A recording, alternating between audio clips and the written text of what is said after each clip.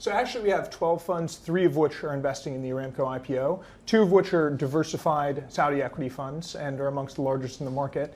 One is actually dedicated specifically to the Aramco offering because we're uniquely positioned as a DIFC fund, being able to get access to the domestic Saudi cash markets, but still being open to foreign investors. Okay, so this IPO is a fraction of its former self, though. We've seen expectations being significantly scaled back. What type of interest have you seen so far for a placement into Aramco, and how are you reading the situation right now? So the retail books are closing. As you've seen, the retail offering was oversubscribed. We're seeing the institutional offering as being as much as 3 times oversubscribed at the moment. The size and scale of the offering is still the largest IPO ever at over $25 billion.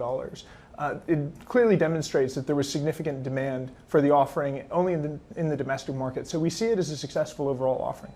Okay, Zachary, Matt also has a question for you.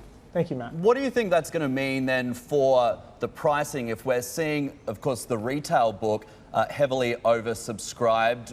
What do you think that's going to mean? Obviously, we still have to await the closure of the insto component, but what could it mean for the overall pricing? So we're seeing it pricing at the top end of the range, which would put the valuation initially at $1.7 billion. We still see actually upside for the Aramco shares to trade higher after listing as well. What about this foreign listing that we, of course, have been talking about now for some time?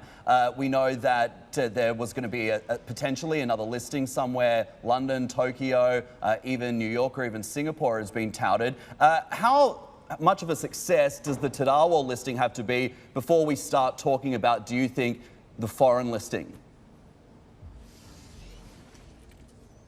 So the success of the Tadawul listing, raising over $25 billion, making it the largest IPO ever, while still only focusing on the domestic market, really demonstrates the strength of Saudi Aramco and its ability to access capital markets when it needs to.